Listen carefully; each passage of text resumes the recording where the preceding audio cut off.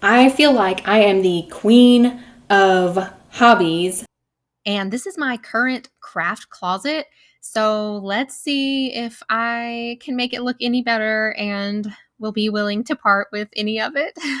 When I think of decluttering hobby supplies, I immediately think of back when I was first starting to declutter, and I used to crochet a lot and had done that with my sister-in-law and my sister. We crocheted hats and all of this stuff.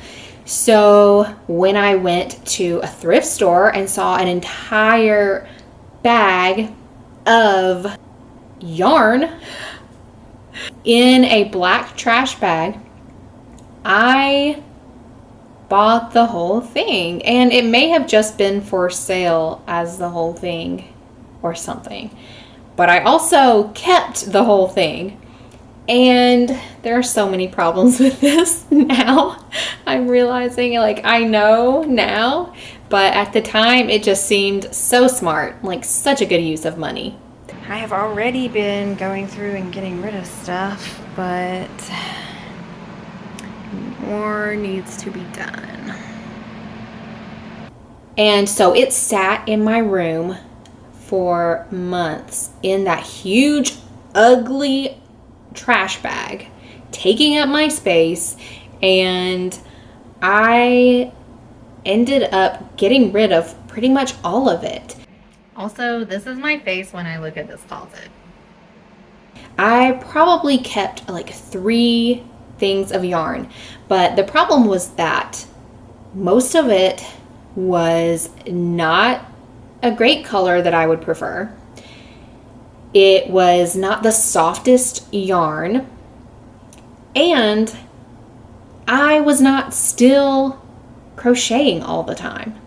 So if I were going to pick my own yarn, I would have bought different colors and colors that worked well together and yarn that was really soft for a scarf or whatever I was crocheting.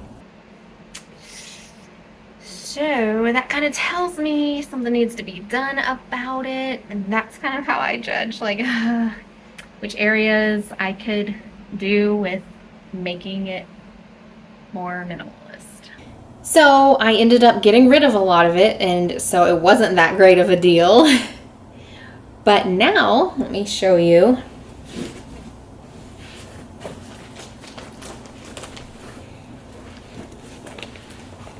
Instead of this huge ugly trash bag, I have this tiny little basket, and I used to use a woven basket that had a lining in it so it doesn't get all stuck and scratched. But I just have 2, and these may have been from that same thing, that same bin like 10 years ago. Still have not used them all, but occasionally I will make something, or I will just crochet just for the fun of it, and it's basically not making anything, it's just moving my hands. I'm going to try to start by pulling out the things that I know I really want to keep, and hopefully that's simple. The things that I'm most excited about, that spark the most joy. And this is so much less overwhelming, it's less intimidating, it's less frustrating, it's less aggravating to move across the country. I don't feel guilty about keeping this amount even when I'm not using it. Like 2 seconds in and I already have something to share. So I'm like, oh yes, I do want to use this. Like, it doesn't really spark joy like that, but maybe if I put it that way. And I can use that up pretty quickly. And like, these still spark joy, and I kind of forgot I had those. But I was looking at this and I'm like, I love this, but it's also kind of annoying. And so then I was like, okay, well, can I live without it? Can I live happily without it? And the answer is yes, even though it's adorable. Let's let someone else enjoy it. And if I ever did use it up, guess what? The store still has more yarn in the world.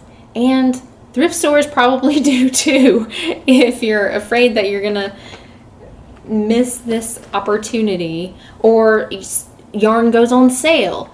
So even if it's not in a thrift store, you will be able to find it. Or maybe you have a friend who is getting rid of it, or a yard sale might have some. So I don't want you to worry about that. The mess of stuff just so far that I'm keeping, but I am starting to have like this shelf cleared out, except for this I'm keeping. But I may need to go through that binder, but that's probably not the time for it right now. But I am starting to take things that I'm like, oh, I know like these can be donated versus what's basically just gonna be trash. But then the second thing I think of is how I watched a video about limiting the supplies that you have and how much more creative you are. Because what I heard so many times from people was, I'm a creative person and I love a big mess and stuff everywhere. But I really have found that having fewer supplies to a certain degree, it really is so fun. I have space to work anytime I want to start a new project. I'm not having to clear out tons of other things first and therefore not get started. I found this binder from a little program I had done at a church years ago, and I realized I don't need to keep all of this stuff, but I like the setup. And so I'm gonna just write in different categories and actually use these tabs and this pretty little binder for becoming minimalist. And I purchased this, oh my goodness, months ago, a year ago, I don't know, from the Minimal Mom. And I went through it at the time, but I have since taken a break, and it's been in this little folder where I just tucked it away. And so I'm excited to get back to it and also add in my own plan to this binder so that I can go through it and have it all in one space and be excited about it. So like for my watercolor kit, I will say, I mean, I did just buy this, so this is a new thing, and I still keep some things. It's still not completely dry, so I'm not going to show you fully, but I made all of these colors from 5 different colors. So, and it was so fun to mix them all up and see how they turned out and adjust them to make them more like what I wanted. So this is 1, 2, those kind of look the same. These 2 pretty much are the same, so I'll count those as 1, but 1, 2, 3, 4, 5, 6, 7, 8, 9 colors, and then 3 colors that were like the original that came in the thing. So 9 plus 3, 12. So I didn't need to buy 12 colors. 5 was perfectly fine. Looks like after day 1, and that notebook was just there to remind me when the closet was closed that I still need to deal with this. And I think it will look a lot better once it's organized and less overwhelming. Oh, my other trick. Okay, the laundry basket reminded me of my other trick. I was actually wondering if I should get rid of that laundry basket because we never use it since we've been living here, I feel like. But we do use it when we travel and when we move because it's really good at carrying things and holding things. And so I realized, oh, I can just put all the stuff that I want to keep in this laundry basket, and then it's not such a huge mess. I can just put the laundry basket in the bottom, which is what I did. So it's not sprawled out all over the floor, but I knew I wanted to keep those things. So if you have some random laundry baskets that you want to keep, but feel like you don't use them, there's a use for them. And I have started trying to use things up before I buy more. Or if I realize like, oh, this is repetitively coming up as a problem for me, like, oh, I always have a certain color on this brush and I want a fresh clean brush, but it has a different color on it or something, then okay, I will allow myself to buy more brushes. It's the next day and I wanted to update you. So I put everything back in the closet, but not I didn't organize it. My husband was home, so I was trying not to leave the hall floor crazy looking.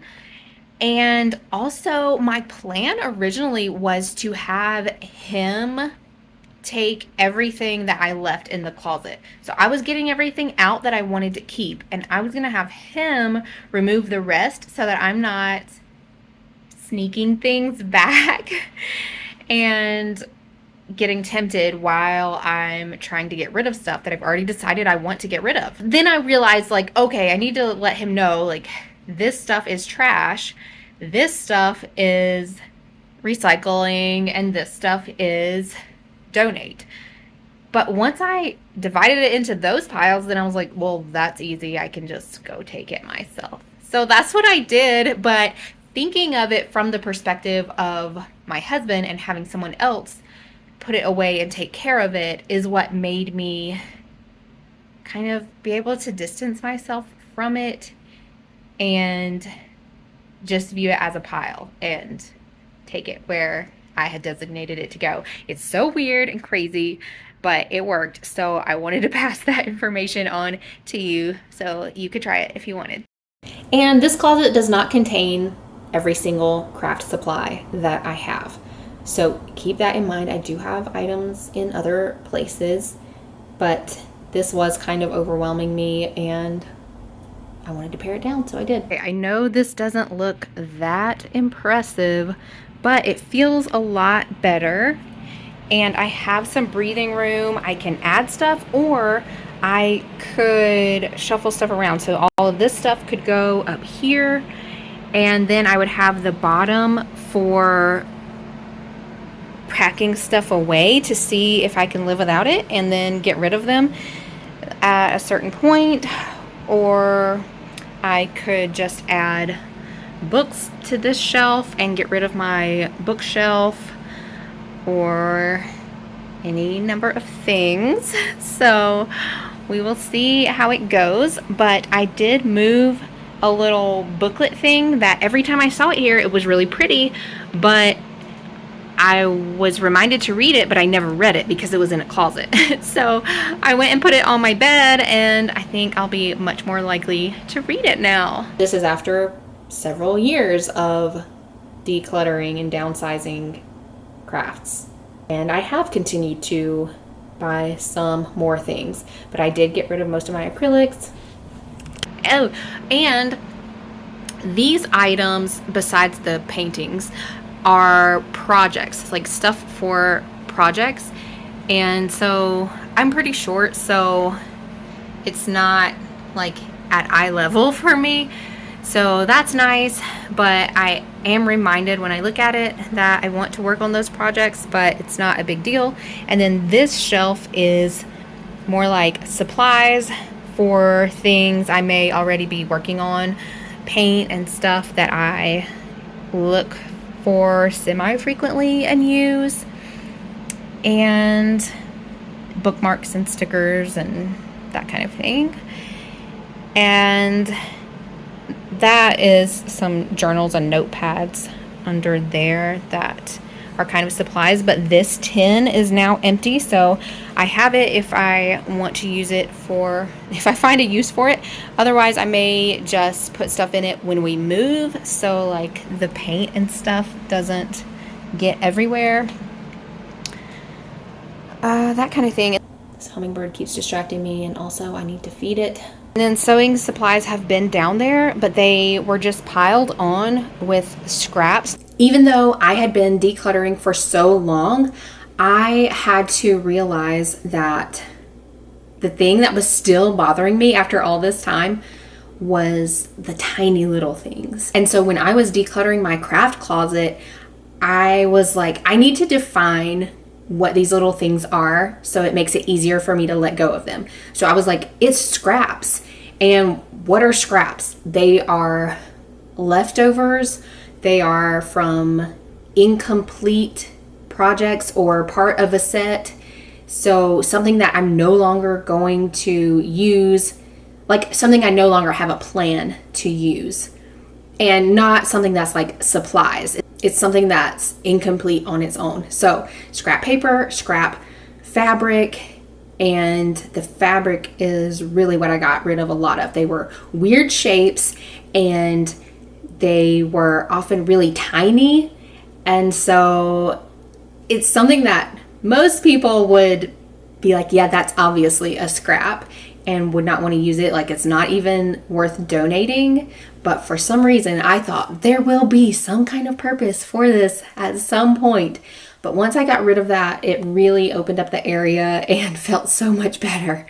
And so I do keep a lot of scrap paper, but I didn't need to keep as much as I was. And there is a point where scrap paper and scrap fabric is no longer resourceful to keep, but it's actually confusing and messy. Let me just show you. It was pretty bad. Like, all of this. Does this look fun and useful? Not really.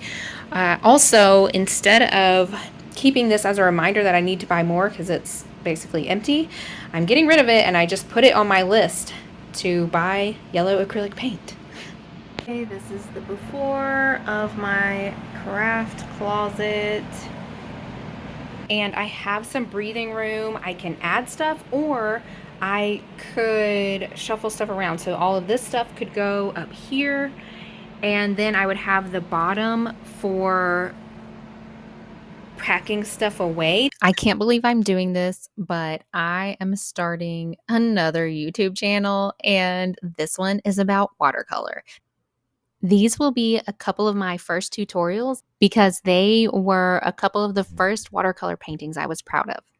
So if watercolor painting or doodling and line art are one of your hobbies, then it is called Watercolor with Megan. And of course, I will link to it in the description.